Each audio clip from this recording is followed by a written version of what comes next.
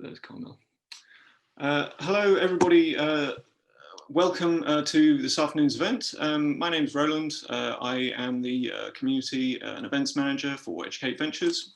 And I just wanted to take a single minute to welcome everybody today to the event and to just say that we hope that you had a happy new year and that you're feeling rested.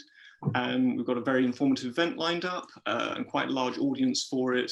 So if I appear to sort of ever space out in the middle of a sentence, it's probably because I'm admitting some people into the waiting room, into the room from the waiting room, which is an example of spacing out right there.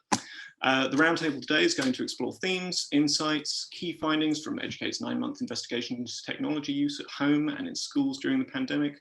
The data is gathered from the UK schools and education system, but there will be certain elements that cross over with international education stakeholders. I'm going to be on hand to unmute and talk in the chat window. Let's just let those last few people in. But otherwise, we'll let Rose Luckin, Director of Educate Ventures and Professor of Learner Centered Design at UCL's Institute of Education, take over and introduce the research this roundtable was convened to discuss. Rose, when you are ready, please feel free to take it away. Many thanks, Roland, and absolutely Happy New Year to everybody. And many thanks to everyone that's joined us for this call, especially our lovely guests as part of the roundtable. And I'll pass over to our chair, Lord Jim Knight, in just a few moments. But just before doing that, I wanted to spend a very short period of time explaining the nature of the research that we here at Educate Ventures conducted last year. And in actual fact, we're still continuing to conduct. So when lockdown was announced last March, we were very keen to collect data about what was happening for school-age learners with respect to technology being used to support teaching and learning. Obviously, we were not alone in wanting to pursue the collection of data, but I think that we were unusual in the way that we collected data because we collected from across multiple stakeholders, so parents, teachers, educational technology companies, school leaders, and we collected a range of data from surveys to daily and weekly questions to interviews to looking on Twitter to government communications. And the full report that's the analysis of this data, that's the data collected from March last year to October last year, we publish next month, kindly published by Cambridge University Press. But in the meantime, we've made some of the key findings and associated guidance available on our website, and we'll continue to feed through bits and pieces there. And we've brought together this group of wise experts to help us think about the impact that COVID-19's had on education, the research we've conducted, and the best ways forward. And it's really interesting that once again, we find ourselves in lockdown. And certainly it feels as if the research and the discussion today is as relevant as it's ever been. But I think one thing that came home to all of us who were involved in the research last year, and I'm sure to many other people, is that actually education has a lot to be proud of. Education did happen during the last lockdown for many, many students, often in really challenging, almost impossible situations with conflicting and numerous constraints and high levels of uncertainty. However, there's also a great deal that we can learn from what happened because the experience wasn't great for many individuals. And the key thing that we've found is that what we really need to do is to think about education as an entire ecosystem rather than focusing on the individual parts. Because when that ecosystem is connected together effectively, it's self-supporting and it's resilient, and the best results happen. And we also need to, as well as ensuring that the connections are made within the ecosystem, we need to recognize the diversity of that ecosystem. So we need to provide practical, essential support to that diverse community. And one of the things that's in our teaser report that's available on our website and in more detail in the full report available next month is the way that we've looked at the community of educational stakeholders through 5 personas that have been driven by the data And these would be a tool for anybody who wants to contextualize training and support to the different types of needs that came through in our data. And we can perhaps talk a little bit more about that later. But certainly those are a way of contextualizing the building of skills, the building of expertise amongst educators, parents, students, and leaders, so that they can better leverage technology so that it really is a learning lifeline.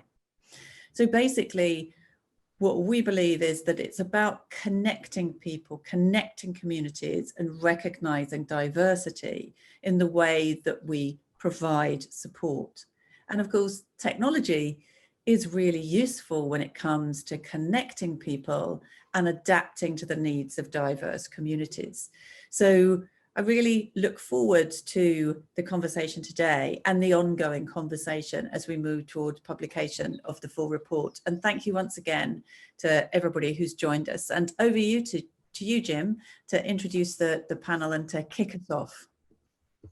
Thank you very much. And thank you for inviting me. For those that don't know me, I am I'm on about my 5th career now, but the most recent ones was as a politician in the House of Commons and a minister. I'm now a recovering politician in the House of Lords, but I also do lots of other work around education and have done for the 10 years that I've been in the Lords.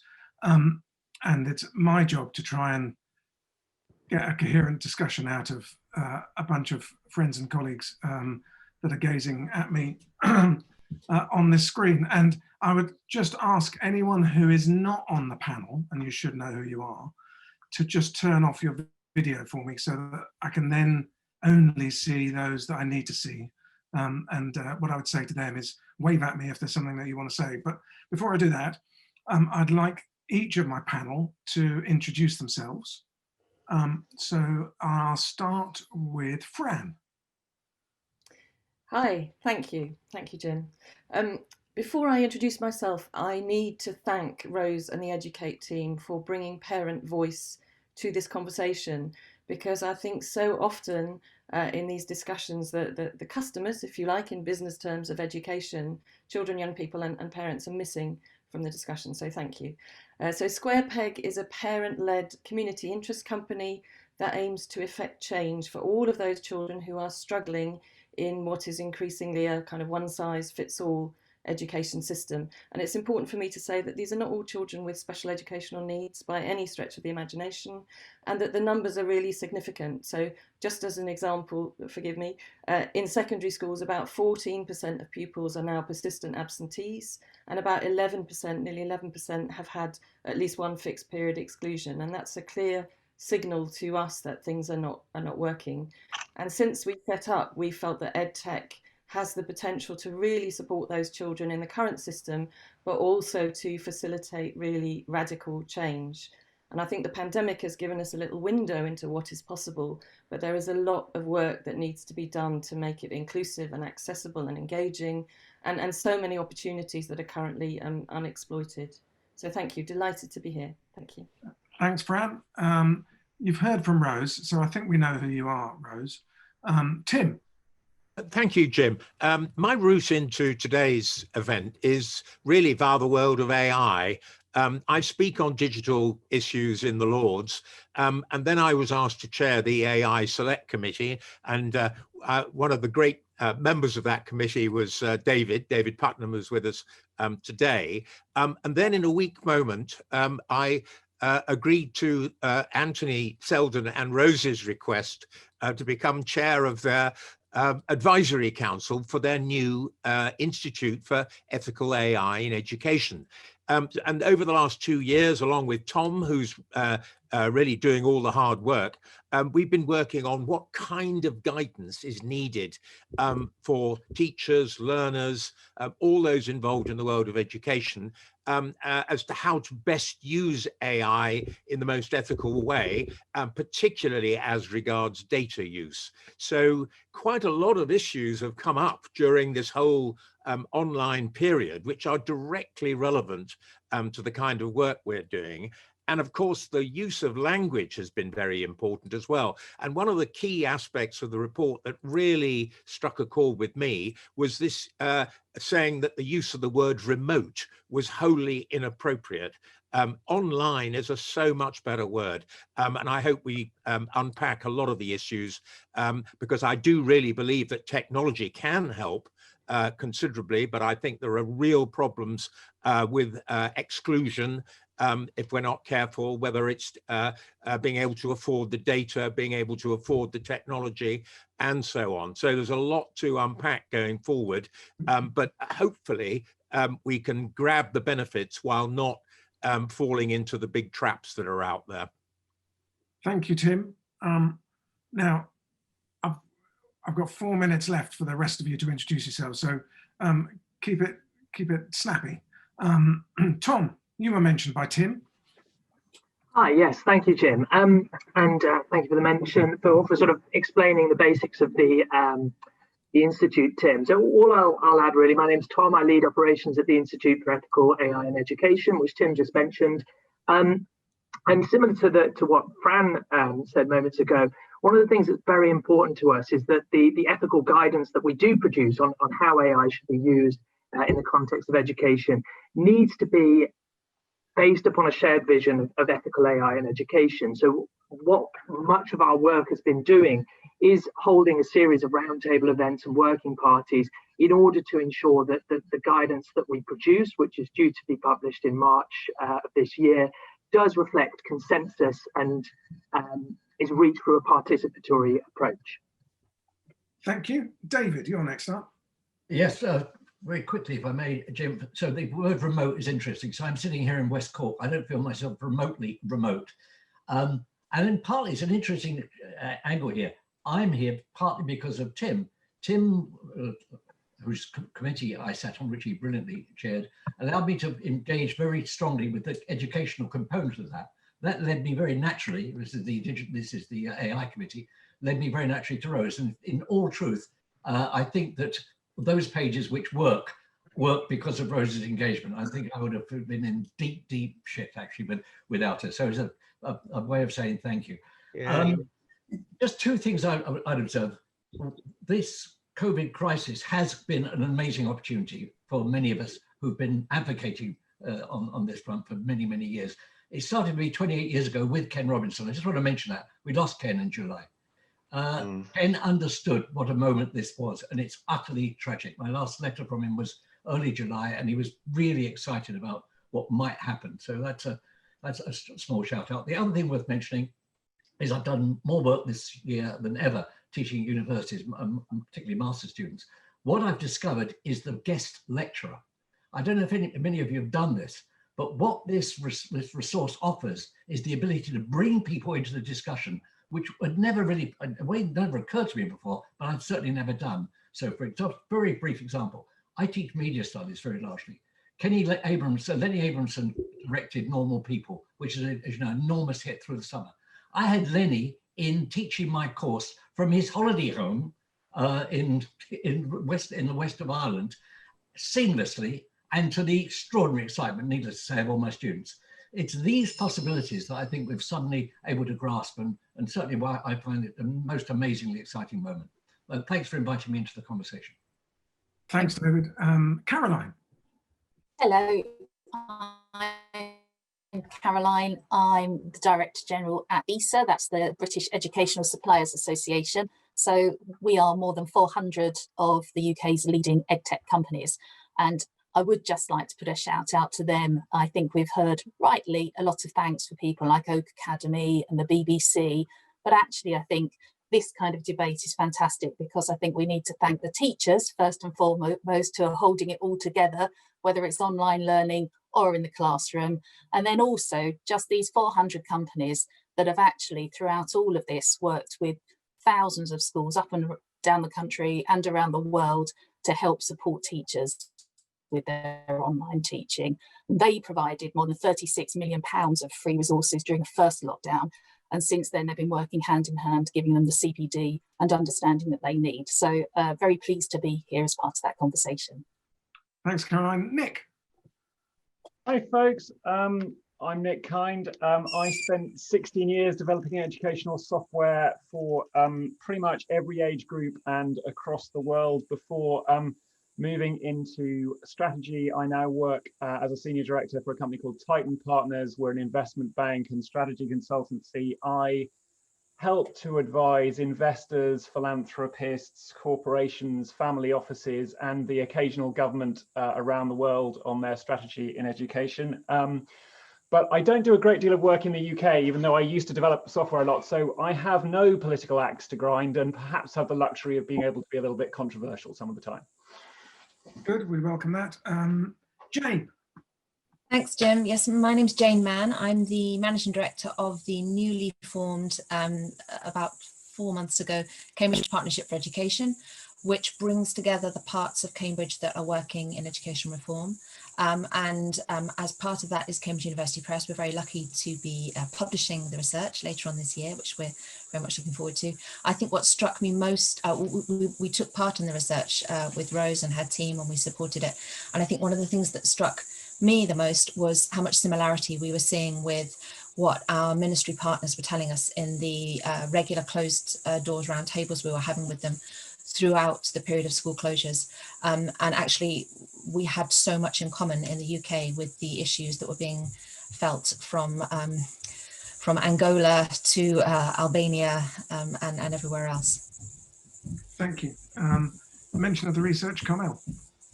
I think February. Yeah, February. Yeah. So Carmel, over to you.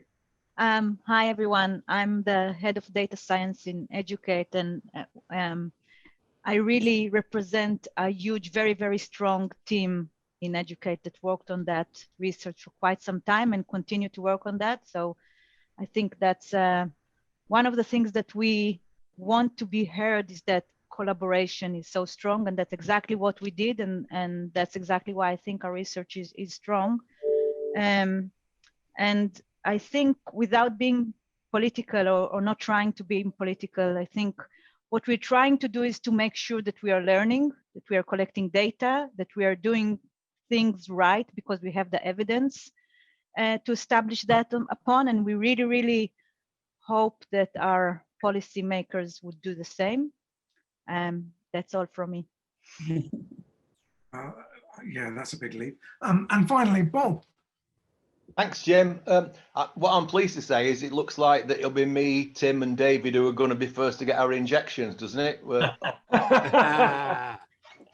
On this. And second thing, I'm really pleased Tim and David have both mentioned the thing remote. I had an article in SecEd a couple of weeks ago saying there is nothing remote about online learning. In fact, the only remote thing I see is the government's reactions to all this, which is very remote, and it's remote from reality. But I'll just leave you with this. I've spent 25 years of my life, as you know, Jim, trying both as an educator and also working for Toshiba, trying to persuade politicians, policymakers, head teachers and principals to invest in digital technology because I could see the direction of travel. But I haven't had very much success. And then tragically, COVID comes along and it does it in 6 months. So the Buddhist in me is deciding that when I'm coming back as a vaccine, and I can do something else. Coming back as a you know, a virus, and then I can do something else with my life. But absolute pleasure, and thanks Rose for including me. I hope we can make a contribution. I like the reports. I think we've got a big job facing us, and my social media feedback in the last 48 hours has been phenomenal. And David, just to finish off. I'll be doing 3 guest lectures: Huddersfield University, Wolverhampton University, and another one I can't remember now, this week alone. Yeah, no, it's a great thing. Right. After slightly elongated introductions, but that's obviously no criticism of any of you, I want to move into, basically want to cover off 4 themes. And if anyone, you know, a few people are using the chat, which is really welcome. And if you've got questions for us during the conversation, do post them in the chat. And if any of the lovely group of faces that are looking at me on the panel want to interrupt and say something, just wave at me and I can see you. First theme I'm interested in, you know, when we look at the teaser that was sent out, the first part of the discussion was around disconnection. And so I'm kind of interested in starting with how we bridge the gaps in understanding between the various parts of the education ecosystem that the report talks about, between academics, EdTech business, users, lay people, technophobes, the gatekeepers, policymakers. Where shall I start? Shall I start with you, David? You've been swimming around this territory for a while. How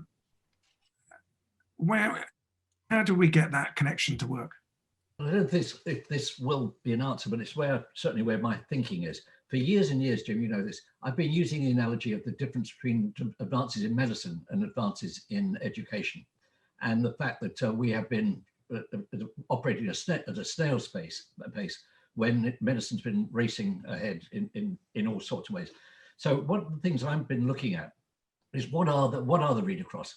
Well, first of all, on COVID, the notion that all these advances that have been made, I was listening to a very good TED talk the other day with Larry Brilliant, that the difference is we're advancing with things in parallel. We're not waiting for one thing to finish and then starting something else. And that the acceleration of this vaccine has been done by doing something that researchers have wanted to do for years and years and years, but the funding system and other systems have prevented them doing. So that's one lesson. The other is an issue of training. There's a very good documentary at the moment on Netflix showing how surgeons retrain in keyhole surgery. And my argument, I think, with the teaching profession is if really experienced surgeons realize that they can improve their outcomes with patients by retraining themselves to use technology they're unfamiliar with, then sure to God, teachers can do the same thing. And so I think that the analogies with the medical profession, the things that the medical profession's got right, the form of training that medical profession is prepared to put itself through, the type of questions it's prepared to answer itself, are all things that we in the education world could do very, very well to take heed of. More than that, maybe follow. Thank you. Anthony Selden's just put on his video just while he's adjusting his blind, and so I forgot about him because his video wasn't turned on. I do apologise, Anthony. Do you want to introduce yourself, and then you can also pass comment on how we get the connections going across the various divides in the ecosystem. You've sat in various bits of that system as well. So I've spent my life in education. I ran schools for 20 years. I've run a university and a medical school for the last 5 years. And I've written The Fourth Education Revolution. And I think the work that Rose is doing, the work that you've done and others and Educate is the future. I like what David's saying there about medicine and about Ken Robinson. I just don't think that we are yet, for all the fantastic work by the 400 EdTech companies and everybody else, I don't think we're yet beginning, government certainly not, to comprehend quite how extraordinary this change is. I mean, why on earth would anyone developing an education system think that it's necessary to take people across the country, across the world, across congested towns and cities, to plonk them down resentfully in a group where some can't hear, others are not engaged? I mean, we are so malaligned with the state of technology today, let alone technology tomorrow. So let the conversation continue. We are the vanguards of the future. Caroline, your organisation hears principally from business. You also talk a lot to policymakers. Do they get frustrated in these EdTech businesses about any of these divides? I think from my perspective, and I'm probably coming from it from a couple of careers ago as a journalist and starting out, for me, I think the biggest issue is the communication and talk about a disconnect. And I think a lot of it is in the language. And I've been very disappointed to see more and more of the kind of language of by teachers, for teachers, and policymakers and politicians saying one thing. And actually, on behalf of the 400 EdTech companies, I think it would be really, really rare to find one of them that doesn't engage with teachers every single day in terms of the development of their products. From a very commercially driven sense, you wouldn't be successful unless you engage with your audience to make sure.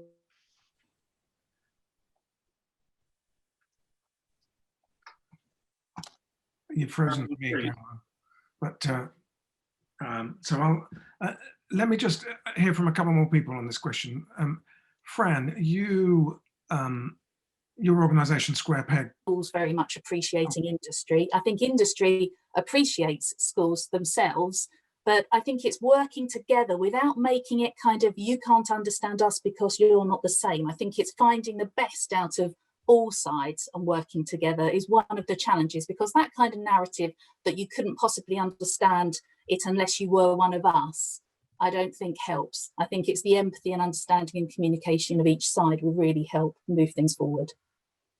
Thank you, Caroline. We lost you for a little bit then, but that message about empathy at the end there, and you know, we seem to live in an environment at the moment where people want to divide in order to rule rather than bring people together, and hopefully we'll start to see a shift at the moment. Fran, apologies, I have two children home learning, so I think they're probably downloading Netflix while I'm up here on this call, so that might be causing the problems. Sorry. Yeah, no, we get it. Fran, your organisation Square Peg is principally dealing with those for whom the system doesn't work very well already. So you've got experience around these disparate bits and trying to talk to them. What's your take on the question? I think what the pandemic has shown us is the disconnect between the government and educators, and the silos that Rose and the others talk about in the teaser. I think the silos have been there for a long time, and I said it at the beginning that parents and children and young people are so often missing from conversations in education, particularly in terms of policy, but just generally, even on Twitter I see lots of conversations amongst educators which aren't including parents. So, you know, all the stakeholders need to connect and come together, and it's not happening at the moment. I think when children experience problems, you have an added layer of complexity in that the systems that are there to support them, CAMS, social services, don't talk very well to each other as well. So you've got a whole added layer of silo working, which aims to put the child at the centre, but it just doesn't happen properly. And surely that, you know, in the end, it's the sort of empathy that Caroline was talking about that puts children at the centre, and the job of all of the stakeholders is to wrap stuff around individual children, not to treat them all as a mass. And that's part of what Ken was talking about, I think, that David referred to. Nick, you've got something to say on this. So just returning back to your original question, Jim, about how do we get people to talk better, I think, you know, there's a simple answer which is incredibly complicated to implement, which is if we had some sort of shared vision about where we should be going and what that should be for, I think it would make an enormous amount of difference. And, you know, just one or two of the conversations that I've had, you know, on those sort of lockdown one-to-one dog walks or whatever, where I've got, you know, an 18-year-old about to take A-levels or not to take A-levels, and two 15-year-old boys not about to take GCSEs in my household. And the number of conversations I've started to have with people around, oh, well, actually, are these exams really the right thing? Are they worth it? Is that what we should be educating our kids for, that have been catalyzed by this moment? I think it's very interesting. This could be a moment to both listen, as many people have said, but also to try and articulate a vision that everybody can buy into. And that could bind people together. It could also divide them, of course, but that could be a real opportunity. Thank you. And there's a nice comment in the chat for those that are following that from, plenty of nice comments, but from Aylan saying, perhaps we need more diversity even in these sorts of conversations, and particularly being open to children, families, and getting their voices more loudly in these sorts of conversations. Rose, you're, amongst other things, coordinating a call that people like Robert Halfon and David Davis and Priya Lakhani and Anthony Selden have signed up to around a Royal Commission on some of these things. Do you think that will open up this and create the sort of vision that Nick's talking about? I really hope so, Jim. I mean, I think we are at a moment in time where we have a system that has inertia, but a lot of the people who are impacted by that system and part of that system are ready to move on. I think that's clear from the number of children whose parents have decided that homeschooling is now the way forward. It's clear from the way in which really good relationships have been fostered. As Caroline says, EdTech companies do work with educators already, but it's been really clear from our research that actually that's one of the connections that really strengthened during the pandemic restrictions was between the EdTech companies and parents and educators. That's been a real strength.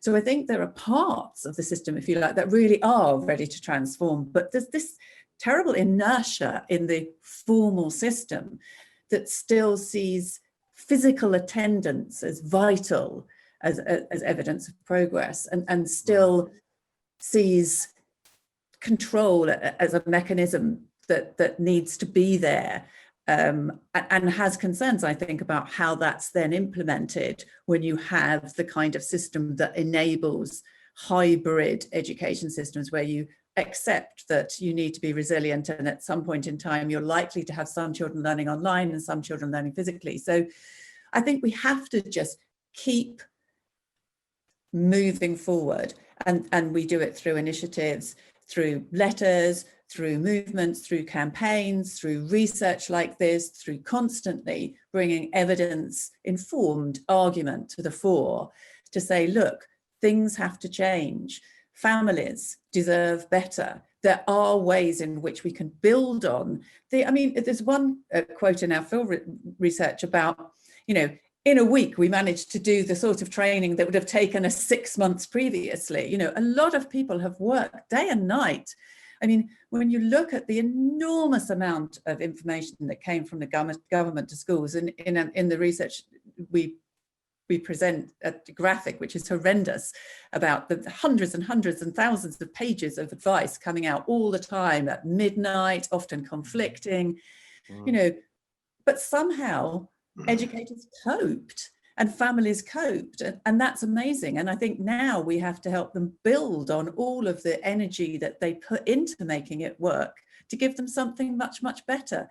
So I think we have to use every possible tool we have to try and persuade policymakers that change has to happen. Change is happening, and they need to be part of that, and they need to support that change, because that's what builds resilience, and that's what means that we have a chance of tackling that 14% of students in secondary schools who are regularly absent, that we have the opportunity to tackle the inequalities that just get worse and worse from moment to moment. As we move forward, we've undone lots of years of progress, and now we have to move forward. So sorry, that was a rather longer answer than I planned, but you can tell I feel very strongly about this. Yes, I think absolutely all of these things can help, but we have to join together in our voices, and we have to support each other to collaborate to bring about the kind of change that we need. I agree with you. The final voice on this particular theme, I think I'll give to Tim. Policymakers were just referenced. You know all about the inertia of the policymaking environment, Tim. Thank you, Jim. You're absolutely right. Two thoughts. I absolutely agree with what Rose said. The more it's about leadership to start with, the more I've been involved in looking at AI in education and so on and so forth, the less it is about the actual bolting on of the technology to the existing education system, the more it's about actually changing the education system itself. And I must tell you, the worst response our AI select committee had was effectively from the Department for Education. They just didn't get it. They thought that everything was about coding and STEM. They had no real concept of how going forward you need to develop creativity, critical thinking, the use of technology for creative purposes and so on. So number one, I think leadership is really important. And that was despite, some fantastic evidence, as David said, from Rose and colleagues to our select committee. We thought we were, delivering a pretty powerful message.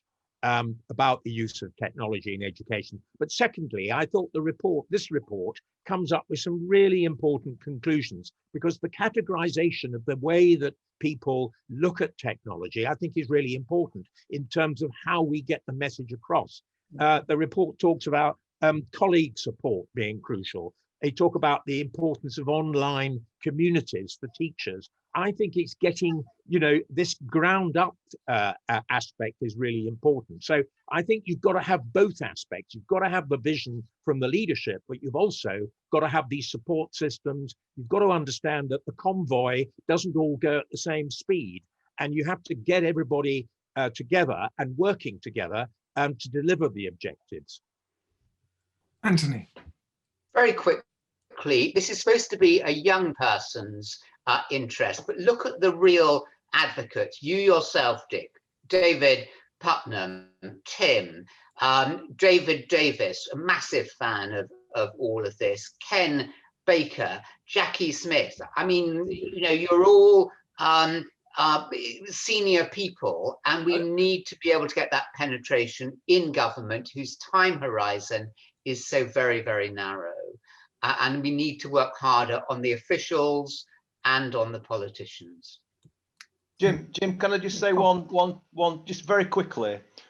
It's one of the most saddest moments of my time was when Nicky Morgan took over from Gove and Hancock and Willits, and was presented with the ETAG report. It's still there, still got all the recommendations, produced in 2015, chaired by Stephen Heppel, other people.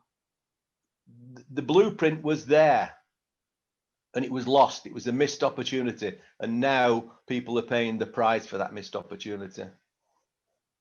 So Bob, let's move into the next theme, which is around engagement, which is, first of all, let me test the premise with you. Do you perceive that as a result of the events of the last 10 months, we got a step change in the engagement with technology by teachers? How do you see that currently? Do you see an opportunity there? Bob, that was for you, Bob. Were you listening? Oh, sorry. Yeah, absolutely. I mean, I think, well, I think there's one layer of leadership we failed to touch on, and I really liked the point that Nick was making about vision, because one of the top recommendation of FELTAG and ETAG was both about vision, the lack of vision. And this is going to amuse you, Jim, but the person I feel most sorry for at the moment, and must be having sleepless nights, is Nick Gibb, because having spent 10 years undermining and dismantling the infrastructure to the support of use of technology, he's now got to go public and say how wonderful it is. And having been in a job where what I was saying I didn't really believe in, I know eventually that leads to a mental breakdown. So I do feel sorry for him. The amazing thing, I'm inspired. I'm a judge for virtually every award, because that's about all I can do now at 70. But the inspiration I get, I'm just finishing, Caroline will testify to this, I've just finished judging hundreds of entries for the BET Awards. Unbelievable combination of teachers and EdTech companies working together and inspiring. But it's despite the system, not because of the system. And that's the problem, that we've got these mental blocks. And I'll use the quote that one of Rose and I's colleagues, Diana Laurillard, used many times.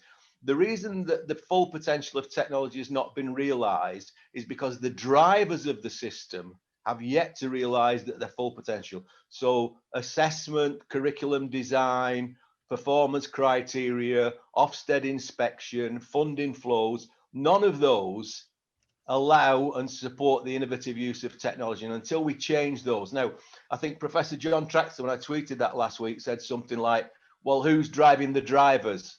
And that's a question, I think, for Tim and you and David.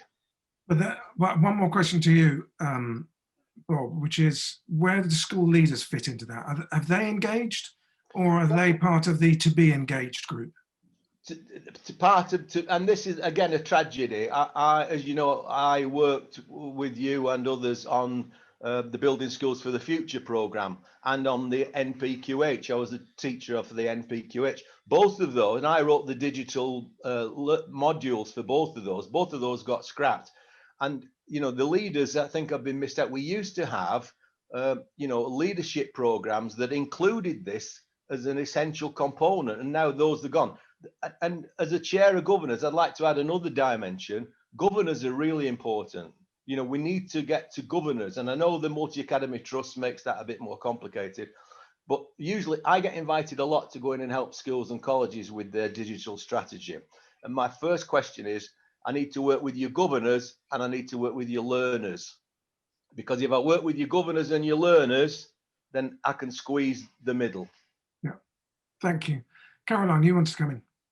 I just wanted to add to Bob's point. Bob is one of our fantastic BET judges, and we have a whole host of experts helping us with that. And I'm not going to give the name, but I actually, just before this, I had an email from one of our other judges who's just finished judging. We have a special COVID award this year for collaborations between the EdTech industry and schools.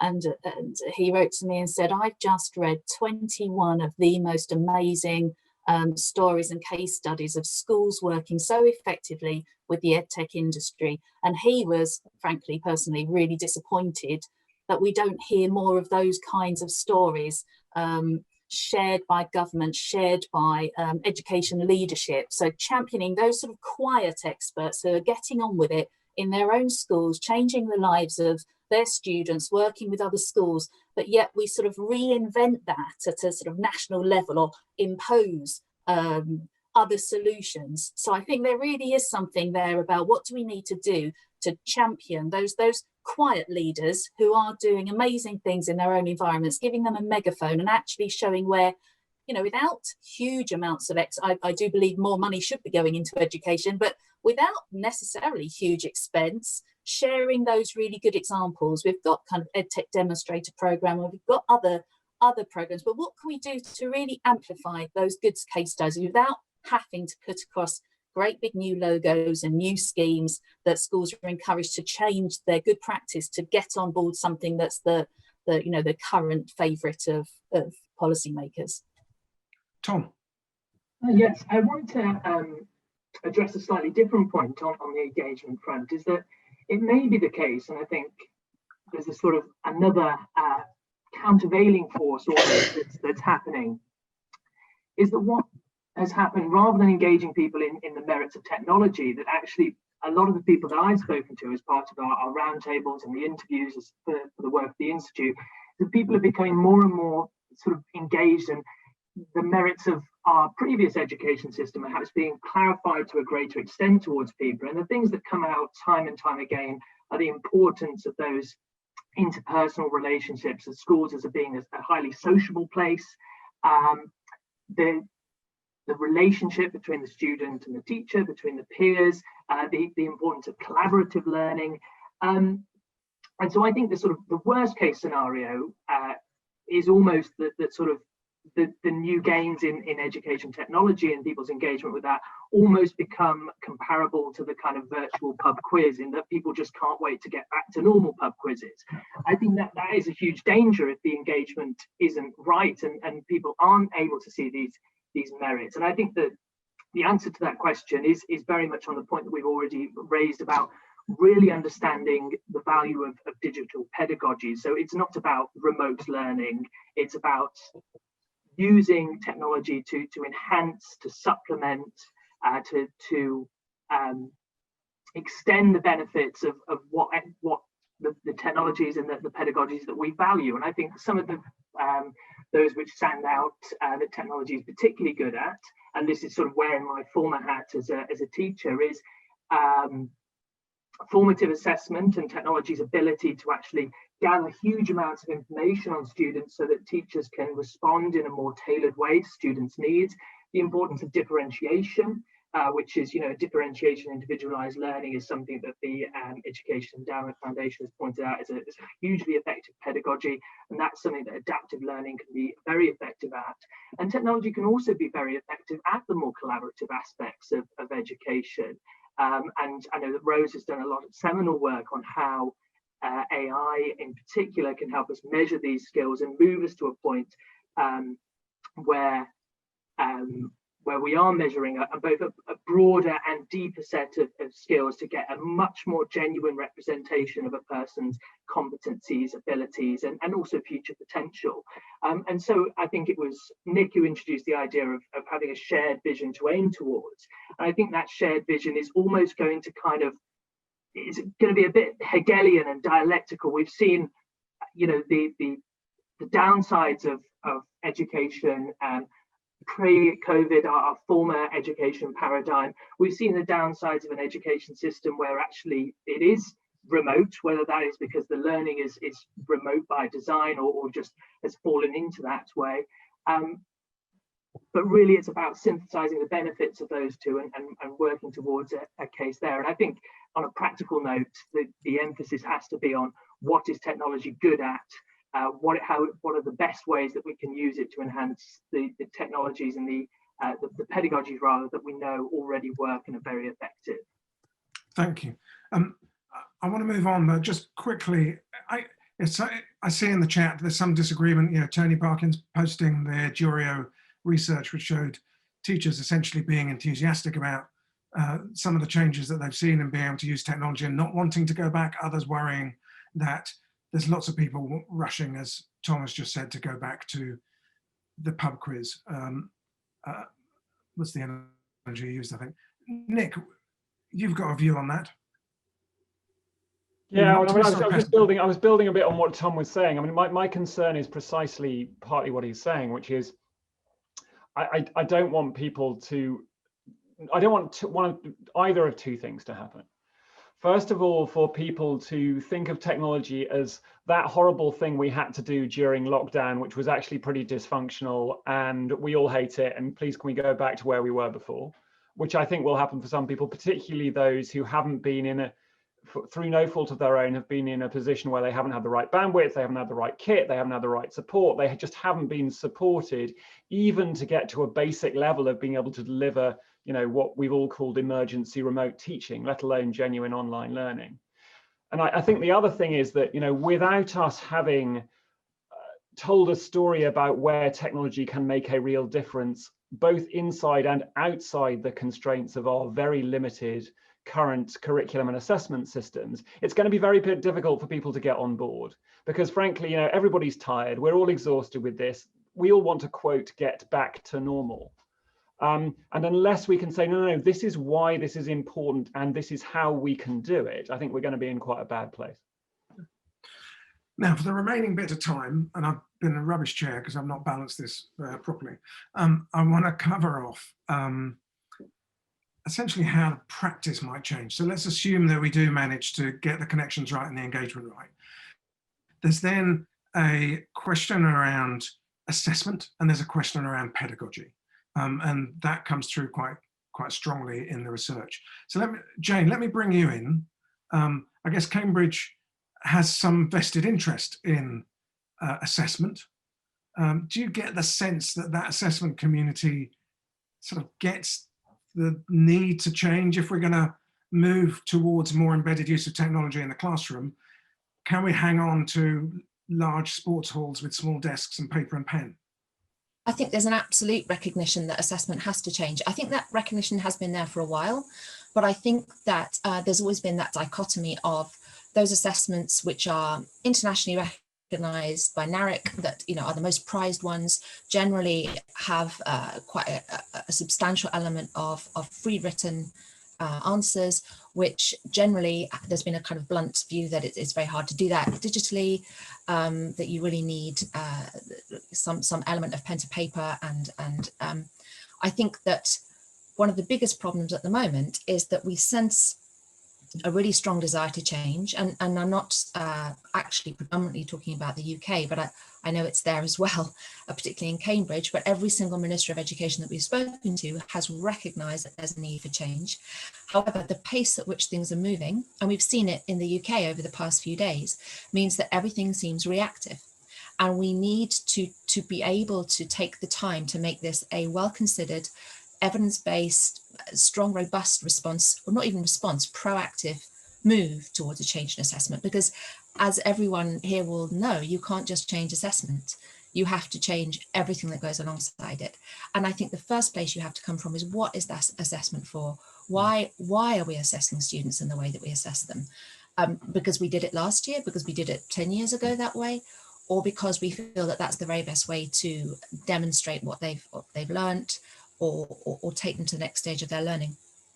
I think that whilst we are still in reactive mode at the moment, I do feel that this is forcing us now, which is a good thing. But my biggest fear is that the sort of plasticity of human nature will be that suddenly we'll find ourselves in another cancelled series again, and we'll react again. So my hope would be that we really take the time, we are brave enough to do new things and to educate the community. It comes right back to your first point, or your first theme, Jim, around engagement.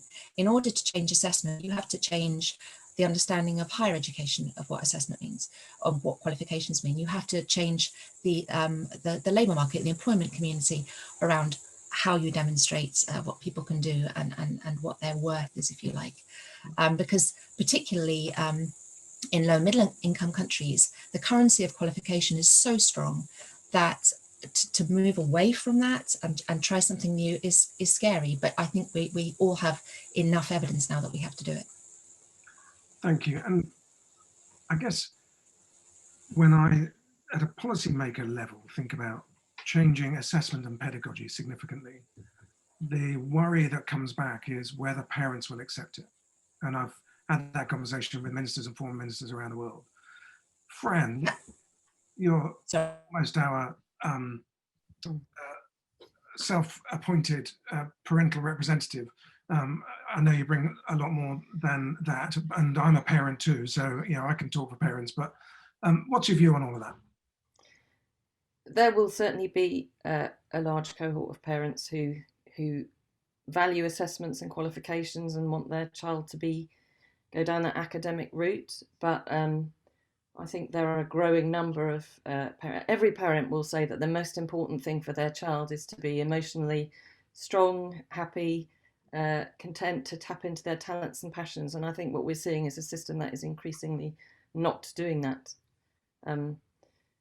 So yeah, I think it's madness. It's madness to have a lot of your life chances based on one particular day, on how you feel on that day, on your choice of subjects, whether you like the teacher or not. It's just madness, complete madness. And I think business has been saying for a long time that we're not equipping the employees that are coming out of schools and education with the skills that they need. And we have business leaders who are crippled sometimes by adverse childhood experiences, some of which they've experienced in school. Anthony, let me bring you back in on this. You've written about the fourth industrial revolution and the implication for education. Tell us, what do you think around the change in pedagogy and assessment that we might need, and how we get the policymakers that you've also written about, as Tony Blair's biographer as one example, how you get them to listen? So that's me, Dick. It's Jim, Anthony, but you can call me Dick because you're a special. Sorry, Jim. I'm so sorry. I'd pick up on what Jane said there, which is that we have to get back to purpose. What is all this for? What are we educating people for, and what are we assessing people for? And I think that that we have this opportunity now. And you're right, we have to get the people in government, in the DFE and in politics to understand that this is not undermining, not threatening educational standards, but is actually going to help achieve them and help involve young people much more in their own study creatively rather than passively, which is a problem, Jim, as you know, with so much education at the moment, that the students are passive recipients rather than actively engaged. They're much less engaged in their learning than they are in the computer games that they play in the evening, a point I've heard you make yourself before. So I think we have to work together. I mean, to me, listening to this conversation now, one of the great gains of this conversation is a sense of a commonality of interest. We just have to keep working forward, building on what educators done, and keep reasonably making this point. And I know, having spent my life in schools and most recently at university, that this changes everything.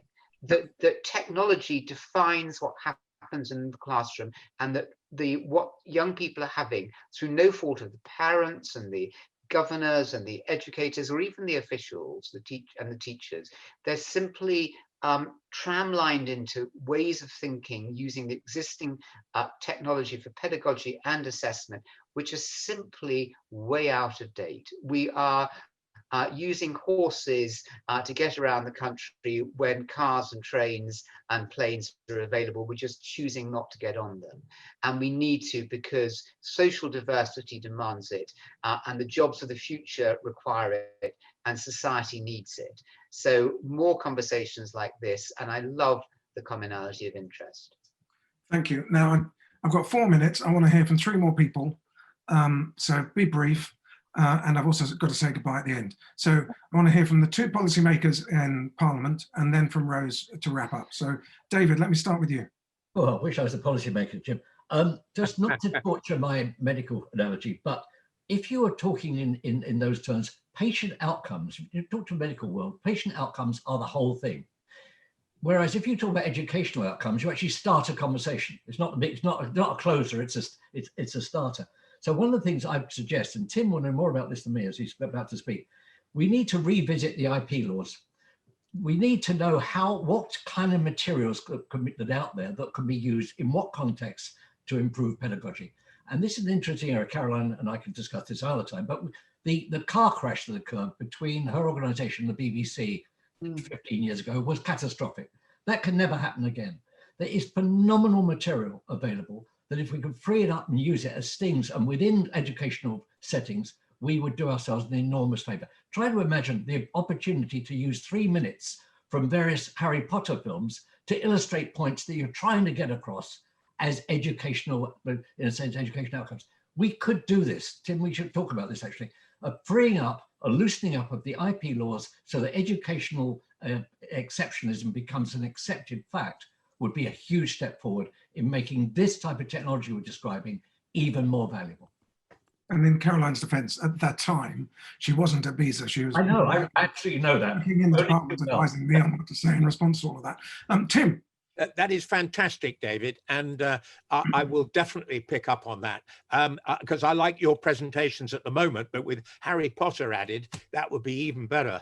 But seriously, I'm really excited by seeing a lot in the chat and what people have said about the changes in terms of what is now possible, as long as we don't try and turn the clock back when we get out of the pandemic, and we go forward with looking at different types of continuous assessment, online assessment, and so on. This could be a real game changer, as somebody said in the chat. I mean, the phrase that I absolutely hate is to talk about exams as high stakes events.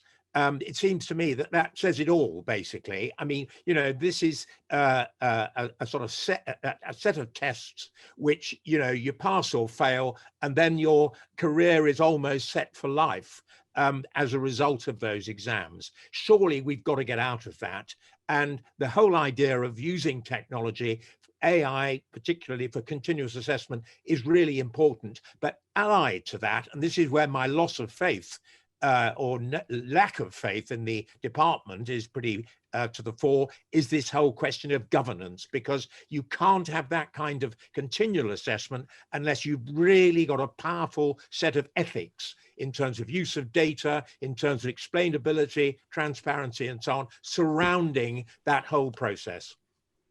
Thank you, Tim. So in handing over to Rose, I would thank everyone very much for their contributions, both on the video, but also on the chat, which I assume is also recorded along with the video, so, because there's a lot of rich stuff there, which I would like to be able to look at some point. But let me just then say thank you and hand back to Rose.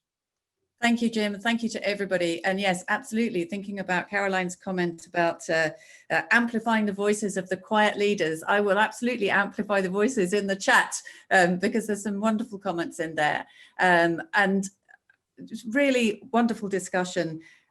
Yes, there are huge opportunities in what's happened. There's clear agreement on that, but they all require cross-stakeholder conversation. If we want to change assessment, as we know we can, with well-designed formative assessment, absolutely needs to have strong governance, but we have to have conversations with parents, as well as with teachers, as well as with policymakers, as well as with EdTech companies. It has to engage the whole community. And I think that's right. It has to be driven by purpose and it has to be driven by vision.